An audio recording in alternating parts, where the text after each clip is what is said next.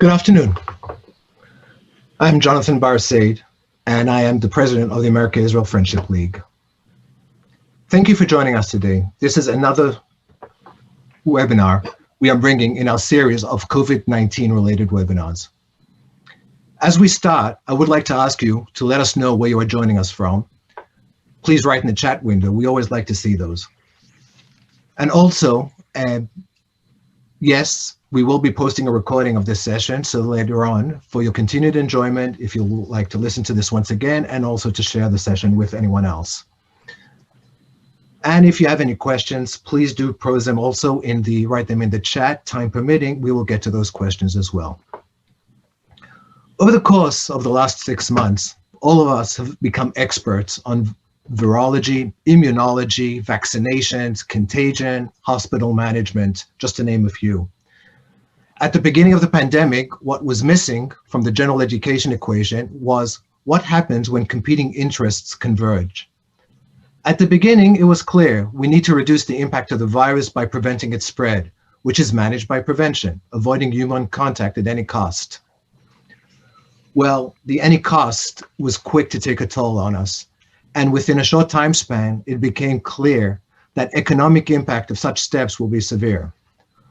Policymakers had to start choosing between different variables and balancing between economic and health interests in their policy decisions.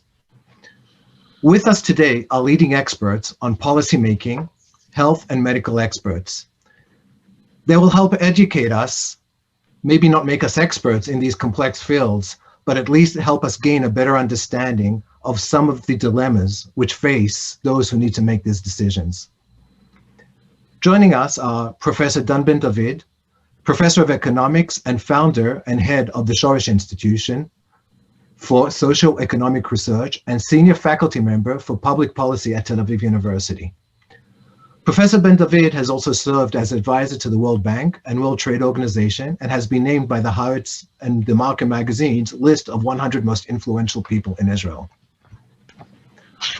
Professor Ezekiel Emanuel, with his permission, I'll refer to him under his more common name, Zeke Emanuel.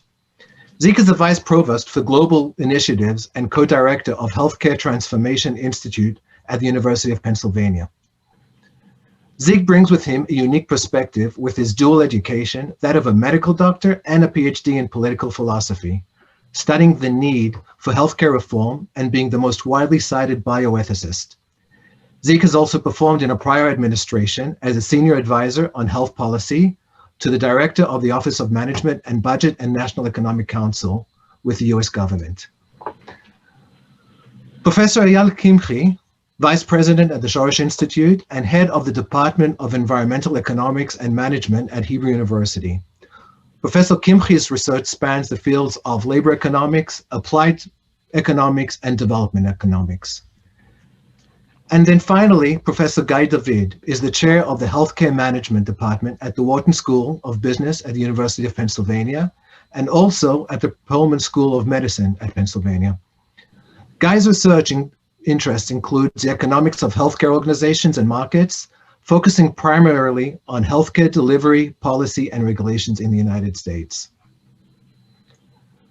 Before we start today, each one of the panelists will give us a brief introduction of those areas. Let's start from Professor Dan Ben-David. Thank you very much. I'd like to bring you in a little bit to what happened in Israel over the past half year, but put it a little bit more in perspective, because much of what we're undergoing today has to do with how we prepared the healthcare system over the years, in fact, over the decades. And it has been basically a study in irony. I mean, this is a country that is capable of many, many amazing things. When we get our act together, it's mind-blowing what we can accomplish. And yet, something happened to Israel. Even aside from the COVID-19 issue, we're situated on long-term trajectories, socioeconomic trajectories. This startup nation is situated on trajectories that are simply unsustainable in the long run. And to spotlight these changes, that's why we established the Shoresh Institution a few years ago, Professor Kimchi and myself. And I'd like to show you a little bit about where Israel was, where it is in the area of healthcare. So let me do the share screen here for a second. And hopefully you can see where we're at. So Israel, at the beginning, this was a very, very poor country. This is from 1948 when we achieved independence, gathering basically olim, immigrants from all over the world with only the clothes on their backs, building roads, building towns, going through food rationing and wars, and yet had the wherewithal to build hospitals, among other things. So that while the population is growing exponentially, we managed to keep pace with the population.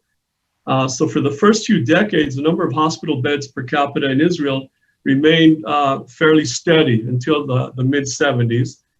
And ever since then, it's just been in a free fall. Now, there has been a reduction in hospital beds per capita across the developed world, except that what happened in Israel, when you look at occupancy compared to all of the other OECD countries, all of the other developed world countries, basically, our occupancy rates are by far higher than most countries, and are in fact number one in the developed world. So this is before COVID. We're talking about a situation that is pressed to capacity. 94% on average for an entire country means that there's some areas in the country that are above 100% for the entire year. During flu season, sometimes we reach 200%. People are in the corridors, people in the dining areas, not in very hygienic conditions.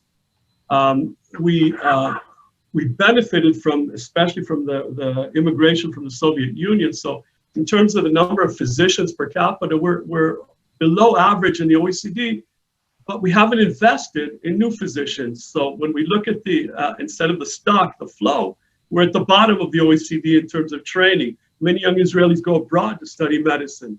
In terms of nursing staffs, we have one of the lowest number of nursing staffs in the developed world.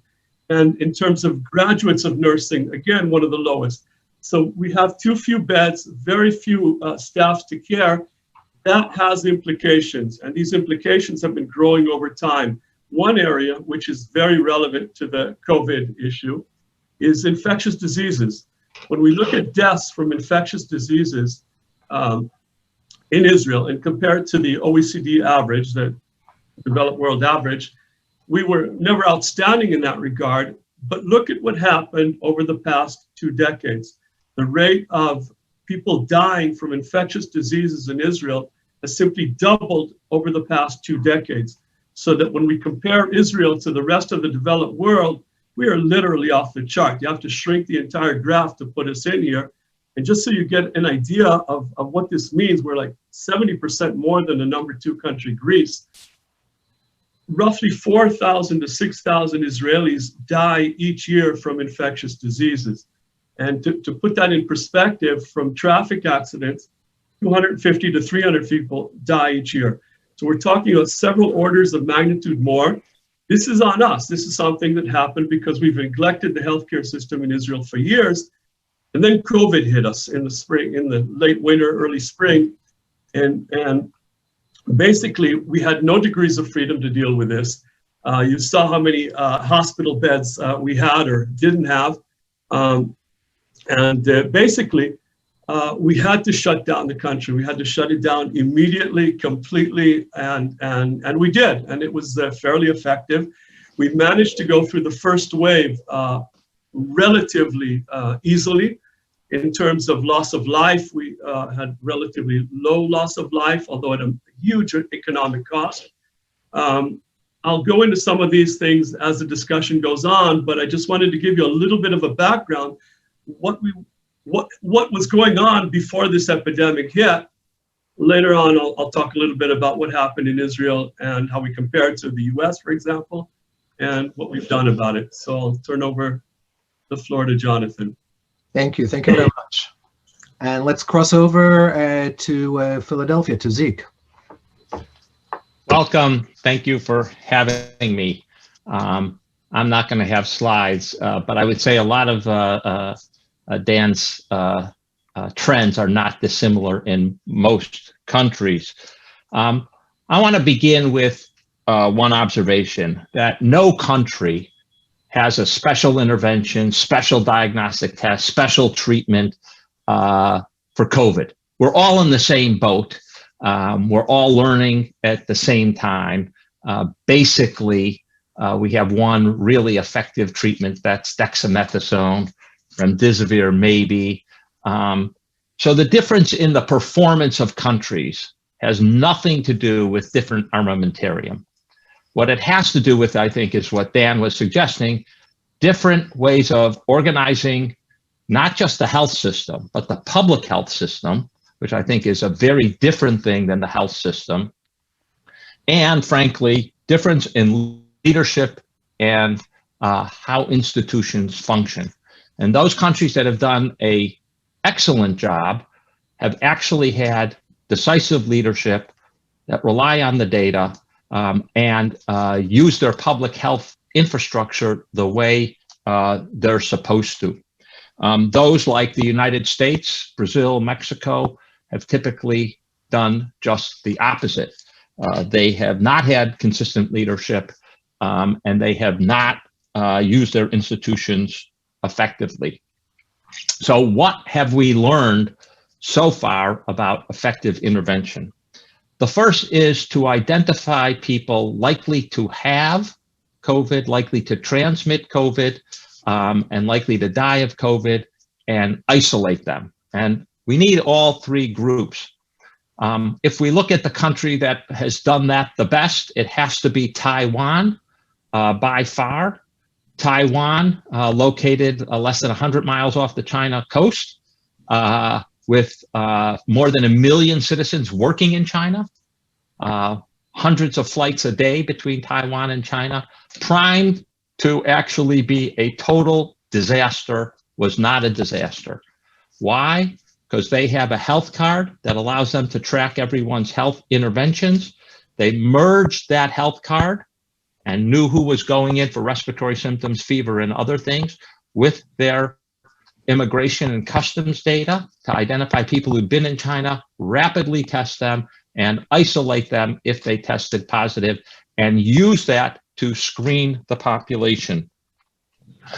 Is that beyond every other country? Well, that's an institution and an infrastructure that's built, but it's using that infrastructure in a creative way and having the leadership to use that infrastructure.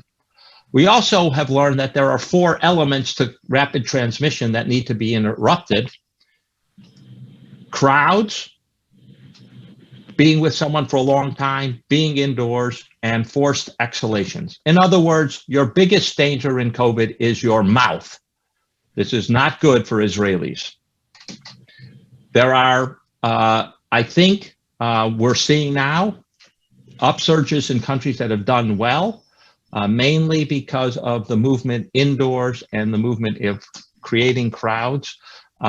Countries that have had this second wave, I think, eased up on one of those 4 elements, typically the indoor element and the crowd element, and they eased up too rapidly.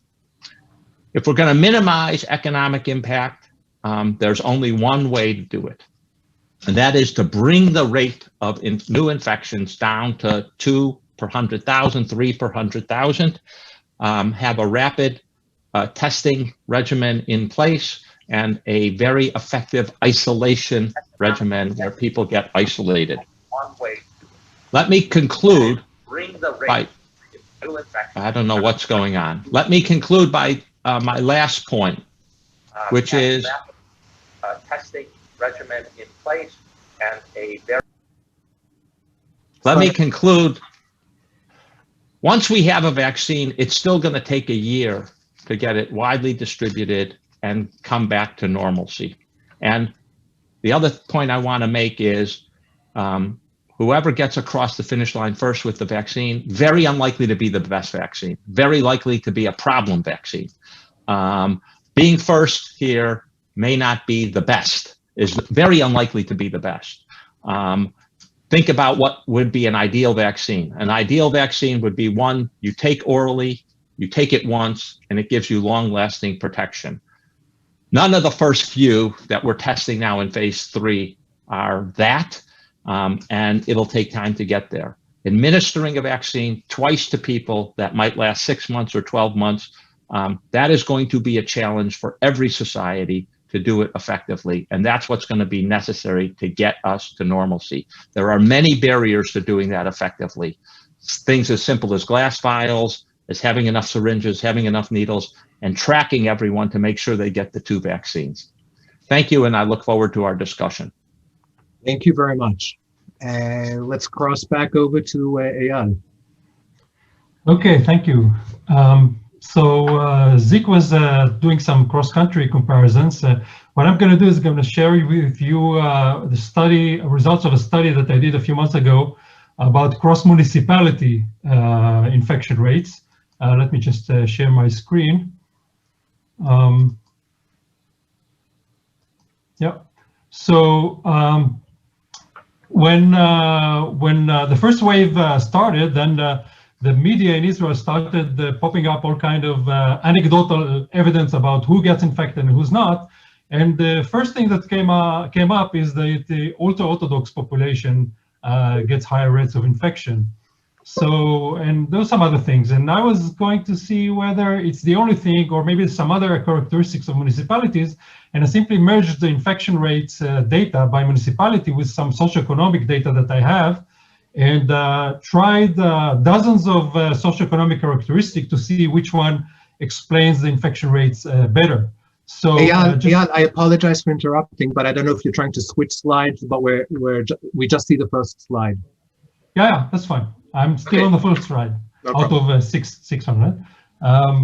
So this is where the study was made. So the data is for May 5th. It just close to the end of the first wave of infection in Israel. As you can see, the second wave is much more, much stronger, but we can talk about this later on.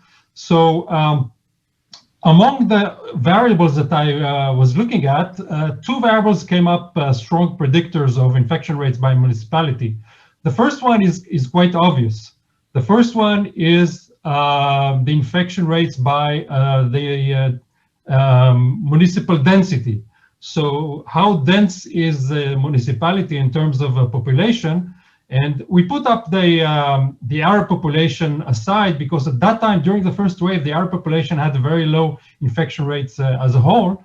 As you can see, lower than all of the Jewish municipalities. And the Jewish municipalities, as you can see, there's a strong correlation between population density and infection rates. And this makes sense for all obvious reasons. The second variable that came out important is less obvious, is the fraction of the population that live in religious boarding schools. Now, religious boarding schools is what we call yeshiva, mostly, but it's not all yeshiva, because some yeshiva you live in and some yeshiva you only come to study. So the variable that makes became the most relevant is the fraction of population who live in the yeshiva.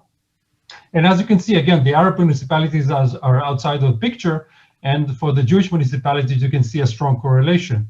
Now, this includes not only ultra-Orthodox yeshiva, but also other yeshivas. And some of the municipalities are not predominantly ultra-Orthodox. And we could not find a difference between ultra-Orthodox municipalities and other municipalities who had yeshivas. So this is a strong predictor, even after you control for the community being predominantly ultra-Orthodox.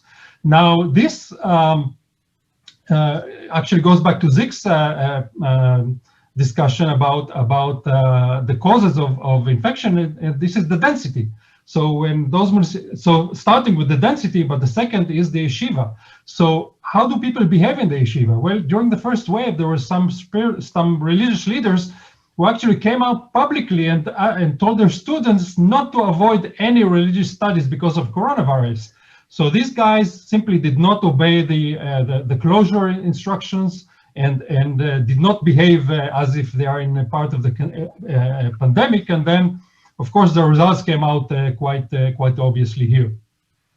when we try to simulate to see how much of the difference between the low infection municipalities and the high infection municipalities is due to each of these two variables, then you can see those 31 is the 31 per 100,000 is the rate of infection for about 20% of the population that lives in the least infected municipalities.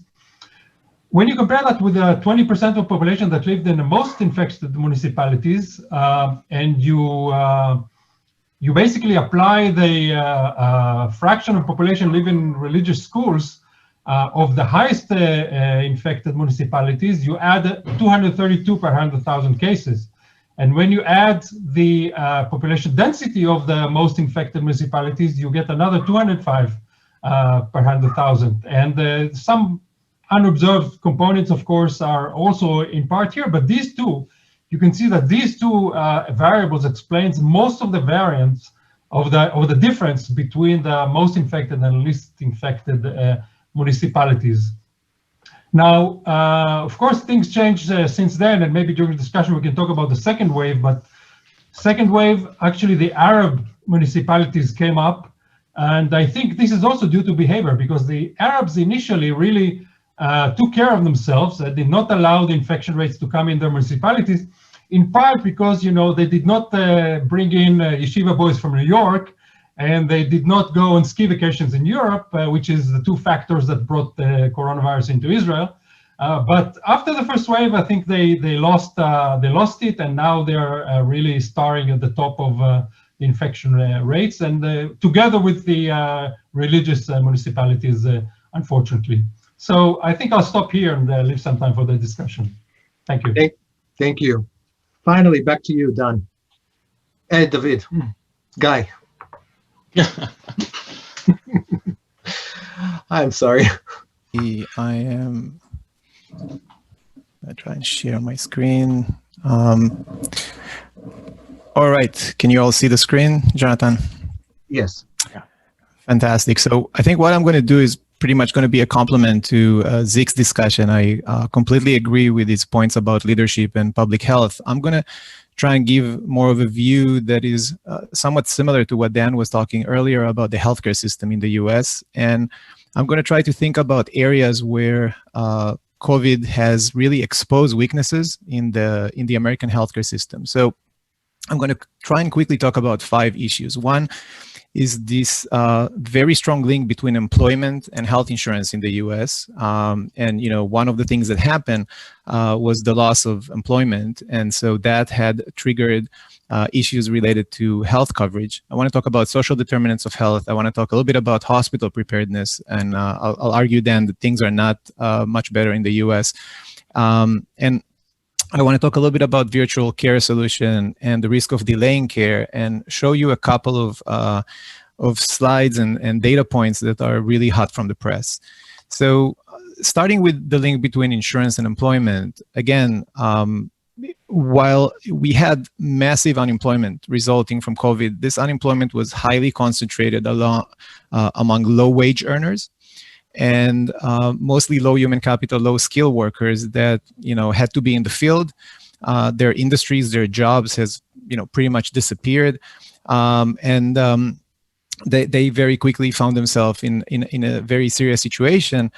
That situation have led to the fact that they needed to use more personal resources like out-of-pocket expenditures for healthcare, and that had detrimental effects on delay of care, reduction in medication adherence, spread of disease, illness, and eventually death.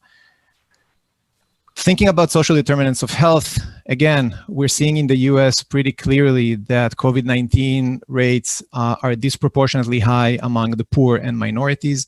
A study we recently did looked at SEPTA workers in Pennsylvania. These are the public transportation workers, mostly train and bus drivers, and compared them to the PA school district. And so 7 times higher rate of COVID positive. And that leads me to the point of, you know, in terms of policy, how do we define who's a non-healthcare essential worker and who's not is extremely important.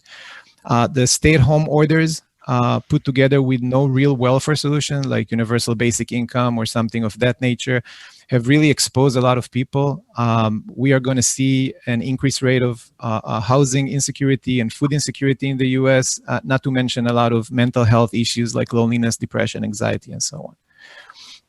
On the hospital side, and this is kind of the counterpart to some of the things that Dan said earlier, the healthcare system in the US was very much driven towards improving efficiency in the past couple of decades, and that meant massive reduction in the number of acute care beds, reduction in emergency room capacity, less stockpiling of supplies. That includes personal protective equipment and many, many supply chain issues. So the US healthcare system was caught kind of unprepared for COVID, and capacity issues were extremely important. Most hospitals now are facing a very difficult time in trying to reschedule hundreds and thousands of visits and procedures that were lost through the shutdown. So I'll show you a little bit about the magnitude of that. So this first graph is worth explaining. And this is going to be similar in all the graphs I'm going to show you. There's always going to be two lines in the graph, and both lines are going to be differences across years. So what you're seeing on the x-axis is the weeks of the year. So week 1 of the year, week 2 of the year, and so on and so forth. And the lines are represented the difference across 2 adjacent years in terms of volume. So the red line compares 2018 and 2019. What's common about those years is that we didn't have COVID in neither of those years. And not surprisingly, the line is hovering around 0. So that's the difference between the years. And then the blue line is the difference between 2019 and 2020. And week 11 is about the middle of March. And what you're seeing is an explosion in virtual care. And so just to give you a sense of magnitude, we're going from about 300 virtual visits to 49,000 virtual visits on average. That's more than 2 orders of magnitude. And most of those visits were for respiratory problems and mental health issues. I'm going to show you what is happening in ER visits. So this data comes from 2 very large insurance companies that have both commercial population and Medicare Advantage population. They're in 2 different states, and I'm not going to be able to tell you which states are there or which graph comes from which state. But what you're seeing here on the left-hand side is a similar picture. The yellow orangey line there is comparing 19 and 18. You can see it's kind of hovering around 0. You can see that there is about 40 to 50% reduction in emergency department visits that are non-respiratory related as a result of COVID. And on the right-hand side panel, we broke those visits between 19 and 20 to avoidable and non-avoidable emergency room visits. And you can see, that the decline for avoidable visits is larger, fortunately, but still, even when you're looking at non-avoidable visits, we're talking about 30% decrease, which is pretty extensive.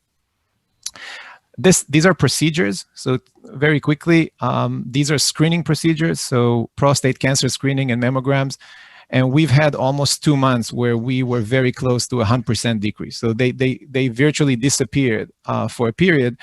We're seeing in this particular state that they have came up to pretty much original levels. But one of the things that you actually need to think about is the pent-up demand, the excess capacity. As far as I know, and there's a lot of different experts talking about COVID-19, but as far as I know, COVID-19 does not treat cancer. So it's only likely that we're going to see higher staging of cancer because of this lack of screening and a lot of issues that can come about from that. Looking at procedures, and I chose to show you 2 procedures that are considered by most clinical experts as fairly delayable procedures. So hysterectomies for female, orthopedic surgery, it's mostly knee and hip replacements, some ankle and shoulder activities. And what you can see here, one is you can see a little jump up on week 10 when hospitals are realizing they're going to close, and there was basically trying to kind of crowd people in quickly to do some of those surgeries. And then this massive drop again, pretty close to 100% in terms of the disappearance of those types of activities. And we can see going back to, more normal activities. This is very recent data. So we're talking about maybe the last 3 weeks, we're going back to more of kind of normal activity. So I'll stop here and turn it back to you, Jonathan. Thank you very much. Thank you very much. It's all four presentations have been fascinating, and with so many questions both that come up from them. So I really appreciate it. But just a quick question, start with you, Eyal. Israel and the US, the bottom line is they sailed very smoothly, essentially, into the second wave of COVID, practically at the same time and sort of in parallel.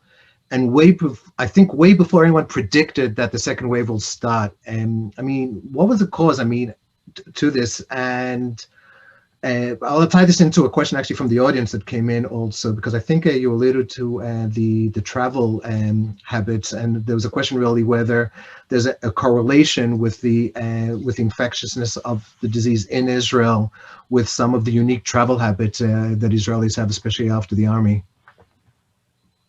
Well, one thing that is common for the US and Israel is the type of leadership that we have, and without getting too specific, I think in Israel, the policy is very much affected by political issues, not necessarily by health issues or economic issues. And you can see that throughout, since the beginning of the release from the closure, let's say. So when we came out of the closure, everybody was saying we have to do it very carefully, we have to do it slowly, we have to keep looking at the data to see if it's okay. But once we started getting out of that, everything went out completely. And the Prime Minister went to television, said, go out and have fun. That's what he said. And Israelis went out and had fun and got coronavirus. So I don't know about the US, but this is the Israeli experience. Well, I think we also saw that in many states around the United States where the infection rate really on the second round has sort of been going up. But I think this also ties into, Zeke, you were talking really about, I think it was Taiwan, where you said that, one of the ways, obviously you were talking about the whole question of leadership, and then you were talking about Taiwan, where, as an example, where with strong leadership and strong monitoring, they really managed to keep the levels down.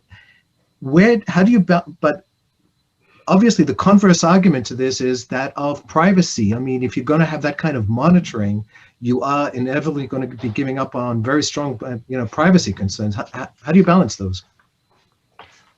Israel's talking about privacy concerns with all the cameras everywhere. Let's be serious. For most people, having someone tell them that they're at risk for COVID and let's get a COVID test so we can isolate you or decide that you don't have COVID, I think most people would find that one of the things the healthcare system ought to be doing for COVID. We do a lot of monitoring, both in the US and in Israel, of what we call gaps in care, right? You need a mammogram, you're due for a mammogram, you need a flu shot. So we do this kind of monitoring. I don't think it's really, in this case, a matter of privacy. The matter of privacy is if we were going to commercialize that, if we were going to sell you all sorts of other nonsense items, but if we're actually using it to protect your health, I don't think there's a big privacy issue going forward.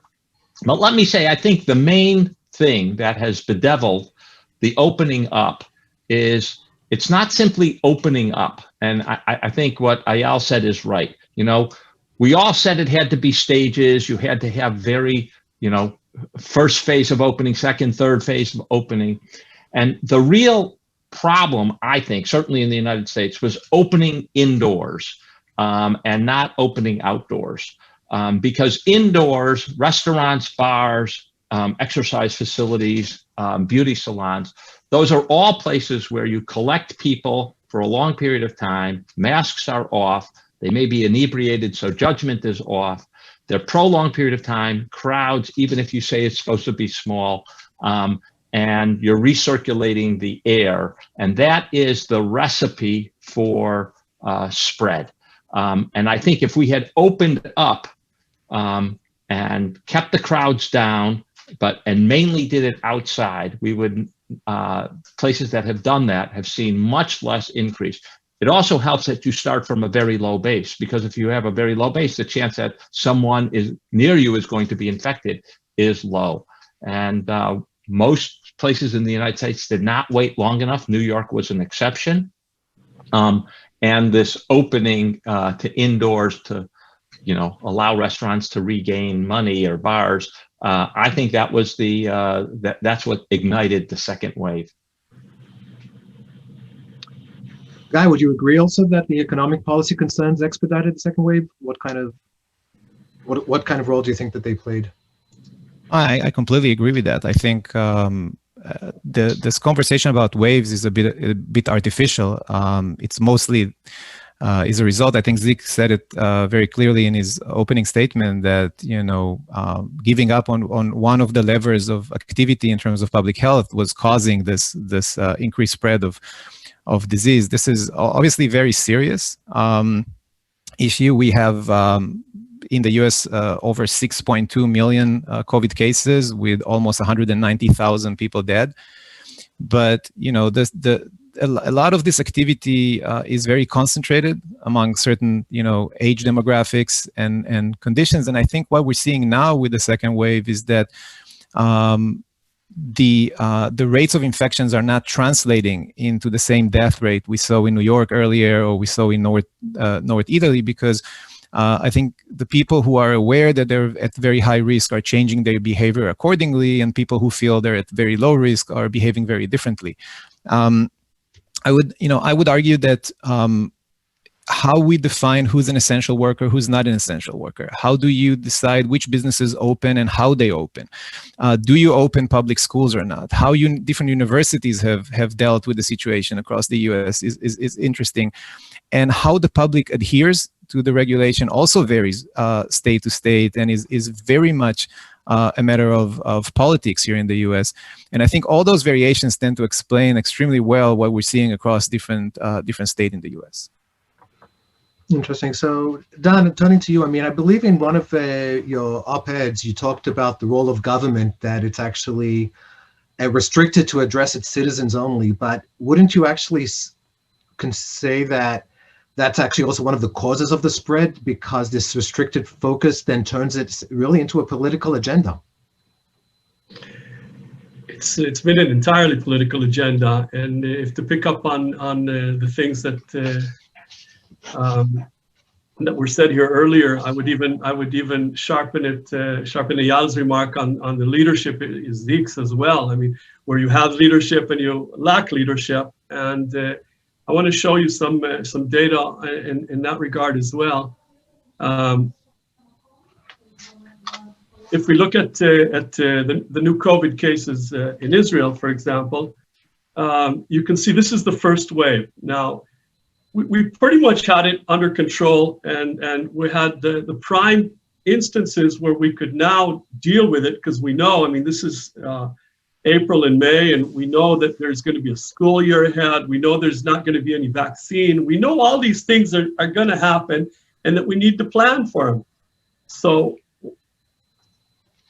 this is what we do when we don't plan ahead. Now, there are more cases because we also administer more tests, so that has to be said as well. So let's look at this a little bit more carefully. And instead of the number of people that tested positive, the share of tests that came out positive. In other words, even if you give more tests, what matters is the share of tests. And it looks similar to what I showed you earlier.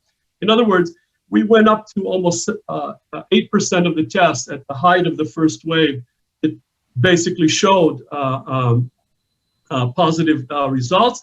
And we got this down. And you can see here, May 26th, we're at the bottom. We know that we need to prepare all of the stages that Zeke and Guy and Eyal spoke about. We know this in advance. We know what we need to do. And yeah, Eyal spoke about what our Prime Minister said. I'll give you the exact quote. In fact, he went on prime time on May 26th and said, I have some very good news for you today. The government is allowing the opening of restaurants, pubs, and bars, large parks, swimming pools. You can return as closely as possible to your daily routines, drink a cup of coffee, drink some beer, enjoy life on primetime TV. And we did. And this is what happened when you don't plan ahead. And so this thing ballooned. Now, when you have a lot of people catching this, then people die. And the daily deaths from COVID, this is on the right, it's being measured here on the right. you can see the spike here. It's always in a lag, and you can see the spike from the first wave. And by the end of May, we had this pretty much under control. And then, you know, the green is basically the cumulative. So it's leveling off at about 300. And then this thing just hits the fan because we didn't do anything to deal with this issue. So in the final analysis, the deaths have just shot up in the air. And so if you look at like just the past month alone, August, this is just from today data that I collected basically. If in the entire first wave, the two and a half months, we had less than 300 people die here, within just this past month, it's over 400 and rising fairly quickly here with no control in sight on this thing. And just to give you a sense of how we compare to the US, if you look at the total cases per capita, Israel is the benchmark here. Israel is 100. So in the US, since the beginning of this crisis, you have 35% more cases per capita than we have in Israel. The percent that test positive in the US is 2.4 times what it is in Israel. In other words, 140% more. But where the striking difference is, even though we had this second wave and we're rising quickly, deaths per capita are on a whole different magnitude of order in the States than in Israel. 5 times what they were here. Now, this is over the entire past 6-7 months. If we look at just the most recent period, the last 7 days, then you can see the improvement in the US relative to Israel. So total cases per capita in the US is only 60% of what they are in Israel. The percent positive is just under Israel. And the number of deaths per capita is coming down, still 80% more than in Israel, but it's coming down. We're on our way up because we've lost complete control over this pandemic. And we finally, after many, many months, have someone who's purportedly in charge, Professor Roni Gamzu. But I can speak about that later, but we have basically abdicated any public responsibility for dealing with this, for planning ahead, for doing the things. We have many of the natural benefits or natural attributes that Taiwan has. Taiwan's an island. We're not physically an island, but we're very small. We have this population that's the entire population of Israel is smaller than metropolitan Chicago. And yet, you know, we control our borders, but we don't. So this is what happens when you basically abdicate responsibility, don't plan ahead, do whatever you want, and this is what it looks like. So I will return the screen to you. And so let me just say one thing. Sure. From these high points, all it really requires is 8 or 9 weeks of lockdown. And the question, and look, let me, that comes at an economic cost. There is no doubt about it. And it's a severe social cost too. Those of us who've had to stay in or go out with masks on and avoid other people. But 8 or 9 weeks, you know, I gotta believe that both the Israelis and the Americans have that kind of fortitude. It's not an impossible ask. But it then does require staying on top of it and having a good testing regime. One of the things we didn't do, and I presume the Israelis didn't do either, is when we were actually getting cases down before it exploded all over the country in the US, we did not put in the testing regime. We did not put in the contact tracing and isolation regime. And that is a total abdication of public health leadership in this country by the president. And, you know, we, unfortunately, our testing numbers have actually gone down in the last few weeks, not up. We're stuck at 800,000 now. It's below 800. It's about 780, 770,000 tests a day for 330 million people. We should be at 5 million. And we don't have the supplies for that. Now, testing may change because of these rapid tests, but you know, we were supposed to have the rapid tests in early June. It will be the new year before they become available. And then they'll be in limited supply because producing billions of them for the world is going to be difficult. This really is a management issue, leadership / management. And, both countries have failed miserably because both leaders are not managers.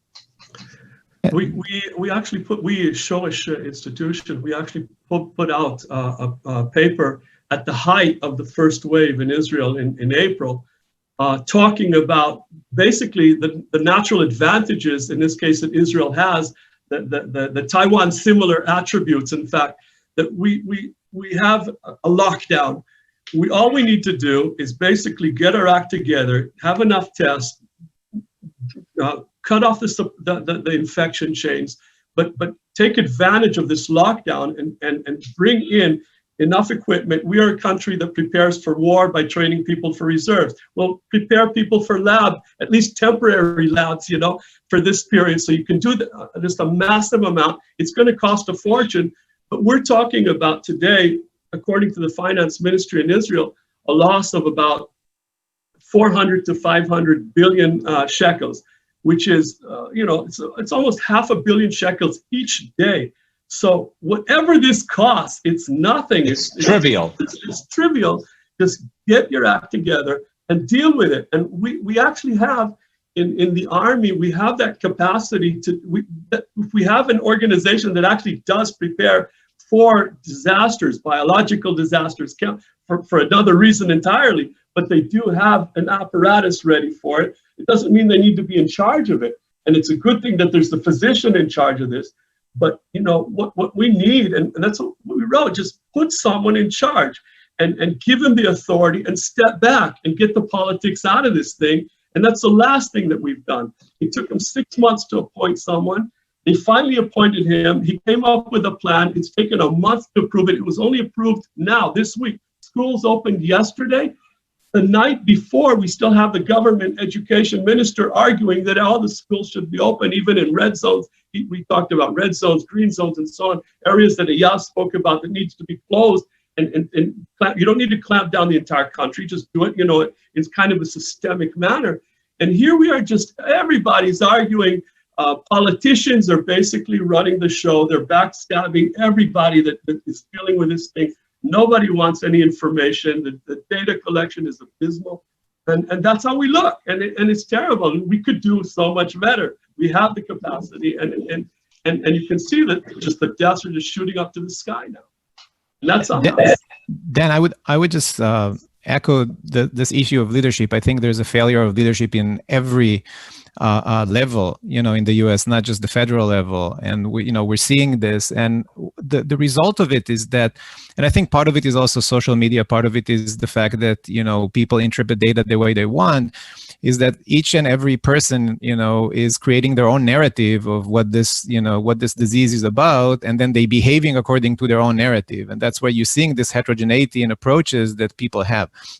I would just say one thing about the very interesting graph you showed comparing the U.S. and Israel is that it is a bit dangerous to assume that the U.S. is a constant and all the wrongs are happening on the Israeli side. So one of the things is that in the U.S. it was extremely difficult to get approved for a COVID test if you didn't have multiple symptoms early in March and April and even beginning of May, which makes the positivity rate in the US so high. Now the US is testing much more broadly. Israel, because of contact tracing, started testing a lot of people that were asymptomatic even earlier. So I think a lot of the changes in that is actually driven by things that are happening in the US. And I think we have a bit of a tag war here. Whose leadership is worse? Zeke and I are going to argue for the U.S. You're going to argue for Israel, but I think we have a major leadership failure across the board here. This is not a contest anybody wants to win. Yeah. I think it's a leadership not only at the federal level, as you said, but also at the local level and at the community level. And this morning, one important rabbi came out and told these students, which are thousands or hundreds of thousands, tens of thousands of students, not to get tested for coronavirus because this is a waste of time. They should study the Torah. So what else can you say? I mean, this is leadership. But I guess the question though, Eyal, is, so you talk about zones, green zones, and the different traffic light zones, and how school systems, for example, in red zones should be closed. But unless you actually put roadblocks blocking the traffic between these different zones, how, I mean, so yes, kids won't be going to school in a red zone city, but if they're still allowed to travel to a shopping mall during the day, what are you gaining? Yeah, so you know, Zeke was talking about the total closure, but there are always something in between. And of course, you want to minimize the economic loss of the closures, so you compromise. And that's the question. You have to find the right track between the extremes. And in fact, in some cases, it was done in Israel, that some municipalities have actually put some roadblocks at the entrance and avoided people going in and out. And it worked, but it has an economic cost. And right now they decided that all those red municipalities will have their schools still closed for who knows how much time, maybe a couple of weeks or so. But economic activity is still going on. But if things get worse, then they'll probably put some roadblocks. Well, Jonathan, I don't think you need, you're not going to have roadblocks. You know, in the United States, we have states that say, you know, you've got to quarantine for 14 days and you can be fine. But let's just say it's sufficiently porous that those are more suggestions. I think the real issue is to go back to the fundamentals of, you know, physical distancing, mask wearing, hand hygiene, and closing indoor spaces and limiting crowds. And if we did that, you could bring your red zone down, and then you would have a situation where you would be going from mitigation to suppression. In other words, you would be identifying individuals and keeping them in their house for 14 days. That's the situation that a lot of countries are in, countries that have been successful, and that's the way we have to be. But way back in March or April, I wrote an op-ed talking about the roller coaster. No country can maintain that very, very low level. All countries are seeing, you know, we've got in Hong Kong, we've got in New Zealand, we've got in other places, some bumps up as you're opening more and more of the economy. That is going to be inevitable. The issue is whether you can control those bump ups by better testing and isolation. And if you take the down period and prepare yourself, you should be able to do that. And, you know, we're going to have to do that. If you want to have a successful economy and open up more and more of the economy, you're going to have to do that. That means that some of the economy is going to have to stay closed. Indoor dining, indoor bars, indoor exercise has to be closed until the very end. You cannot have big concerts. I mean, we're about to, I don't know whether Guy will know better than me, but, you know, have a football game in Iowa State with 25,000 fans in the stadium. What could be more moronic than that? We know you can't space out 25,000 people in a stadium. We know there's going to be a lot of yelling. People are going to be together for hours. Even if it's outdoors, there's still going to be some super spreading events from that. And that is the kind of, you know, that should be the last thing to be open. And that is not a very good public policy. But we can do this. Again, it's a matter of leadership and putting the right situation in place, and also getting the public to understand what to expect. Part of what your prime minister and our president have done is, you know, we got to get back to normalcy, and rushing that. And all rushing does that is delay normalcy. It doesn't actually get you to normalcy. You're talking about 25,000 people in a stadium in Iowa. Let me give you an example from recent days here. We have the high holidays coming up, and every time before the Rosh Hashanah, the Hasidim, the Breslev, go to Uman, 50,000, 2 stadiums in Iowa, go to visit the rabbi's grave in Ukraine. And Gamzu, the guy who's in charge of this, of dampening down the degree of this epidemic in Israel, tried to get the government to stop all of this exodus now. These guys took 50,000 people for going to Uman.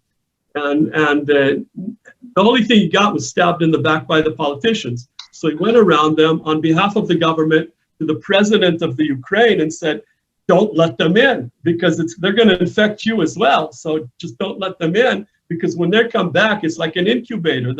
50,000 people are going to come back here and you know, so immediately. And the problem here is it's totally predictable. Totally predictable. And look, and we're not done with that. He wrote the guy. The president said, I got, you know, from the official representative from the government of Israel, a request to close it down. I will do so. Immediately, within hours, the government, Netanyahu, basically put out a press release. No, we would never do that. People can go wherever they want. They can do whatever they want. And that's how we've been operating. We put a guy in charge and then we stab him in the back every step of the way. And then we're going to be surprised when these things are going to hit the fan in the high holidays. So. But frankly, it sounds to me like this is not, I mean, it's leadership and the politicians are an easy target. To a certain level, though, wouldn't you also say that it's a part of us, the people, basically, that we don't want to comply and we don't want to be educated? But these are not independent, because when you have strong leadership, then the people will do whatever they need to do. When people see that politicians care about everything except for the health of their children, then they'll behave as they want. Yeah, and Jonathan, I would echo that. I think we're kind of mirroring this idea of leadership with better policies, but leadership is also about empathy. And you know, I'm thinking about leaders that can be very calm and collected and send very effective messages to people, because what we're seeing is really a polarization. People who say, oh, this is a hoax, there is no virus, I'm not going to wear a mask, this is violating my rights. And on the other extreme, we're seeing people who are completely scarred by this. They're walking inside their homes with gloves and protective equipment. They're not leaving their homes. And they might, even if we have a vaccination and even if it's effective, they might still be in this state 10 years from now. And so, you know, what we need is some sort of a Nachman Shai in the Gulf War, somebody that people can associate with and can empathize with. Even if he doesn't know what he's talking about, he was still a very calm voice that, you know, that had a lot of people put in a mindset where the behavior collectively can be much more homogeneous. And where, you know, it's going to be about behavior. You know, if we're going to social distance, if we're going to protect ourselves, if we're going to adhere to those rules, we can actually balance between those two difficult things, which is a virus that is going rogue and killing people, and an economy that you don't want to basically shut down and create, you know, financial but also health issues for people. So it's okay to be upset about the virus. It's okay to be upset about policy. It's okay to be upset about the economy, and do it all at the same time. This is a complex issue, and we need to find a balance that really serves everyone. Well, let me just pick up on one thing, which is, and I think Guy was hinting at this. One of the things a leader does is norm for the population. What is the expected behavior, and gets that expected behavior up above 70, 80, 90%, so that, you know, one of the expected behaviors is you're going to wear a mask. If it turns out that 90, 95% of the population and people around you are wearing masks, you're going to wear a mask. Most people don't like to be out of step. And part of the problem here is when the prime minister says, go out and have a beer and enjoy yourself, that's the norm. He just told me what the norm is. And a good part of this leadership has to be changing the norm. And again, telling people what to expect about the evolution of the norm. And we have been miserable at doing that. You know, there are very good examples of leaders who've done that, and we just haven't. Well, I think just one thing to what Guy said. You spoke about Nachman Shai in the Gulf War, when you had someone who spoke to the nation, but the circumstances were also that we also acted as one. And he spoke for a government that acted in unison on a crisis. And here we actually have someone, as opposed to Nachman Shai, who does know how to speak. He also understands the material, and everybody's behind him that put him up to the position is basically doing the opposite of everything that they told him to do. So they're speaking in many, many different voices, asking for his removal, while telling everybody that he's in charge. You can't run a country like that, even though that's the way it's been run. It's like a pinball machine. Well, unfortunately, we really need to start wrapping up because we're getting to the top of the hour. I mean, we can probably go on for hours over here, but I think one of the important takeaways from this conversation is that we really can't treat this as binary. It's not, it's not an either or, but there has to be a balancing act. And, to your point, Zeke, it's, one of the things that has sort of been, prevalent in the Israeli army was the concept of where the commanders were saying, "Achalai," after me, follow me, basically. It's all, it's all about being first and having people follow you versus telling people to go charge forward on their own. Just one last quick question, 30 seconds to each one of you. What's your sense? What's your sense for the future? I mean, do you think COVID is an existential threat, or do you think we'll manage to find this kind of balance, realizing that it's not binary and that with the correct balance, we actually will be able to prevail? Zeke. Oh, I think by November 2021, we'll be back to normal, but I think the world power balance will have changed to countries that can actually respond. I think the United States will have lost a lot of power and prestige because of Trump's incompetence. Done. I think that the COVID exercise that we've been undergoing is a microcosm of something much bigger in Israel, which is basically a lack of leadership across the board, attacking public officials that you appoint, basically, and saying that everything they're doing is wrong, and then expecting something to happen. We are completely in a dysfunctional mode right now, and I think that the COVID is just one aspect of it. And to be honest, I think it's even a small aspect of the kind of crisis that we're facing going forward. We need to get our act together. We've done so in the past when our back has been to the wall. This is a very challenging moment for the state of Israel across the board in everything that you look at. We need to get our act together and fix things. We can, we should. And by the way, I invite anyone who's interested in this data that we showed and a lot more, visit our website, shoresh.institute. There's a lot there, and we're welcome. Any questions and comments that you may have, Eyal and I and all the rest. Thank you. And we'll be happy to share that later on with the audience. Guy. Yeah, we shall overcome this, I'm sure, as a world and as countries. My biggest worry is with the disparities in the US that are being magnified now during COVID. The fact that this is a very strong class society with extremely little mobility. And I'm very worried. I mean, we saw some of it in the riots that has happened in the past couple of months. And I think this is something that the US is going to have to deal with. I'm very hopeful that, the election in November will end with a very different result than the last ones, because that will be a good step in the right direction. But I'm still very pessimistic about, solving those fundamental issues in this country that were exposed by COVID. Eyal. Well, I very much agree with Zeke and Guy that this is not an existential situation. But even if COVID is gone, I think we'll see the aftermath for a long time. And so Israel and the US really share some of these properties of disparities, etc. And I think in Israel, it's more existential. I mean, in Israel, society is much more fragile. I think that has impacts on the existence of the country as it is, and we're going to face a challenge to get it back to where it was.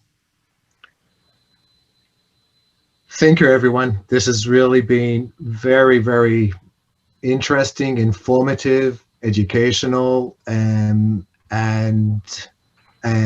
so I think, been a fascinating conversation. So I really appreciate it. As I indicated, this is one out of, in our series we have many different webinars. Please, do track us, do follow us on our website.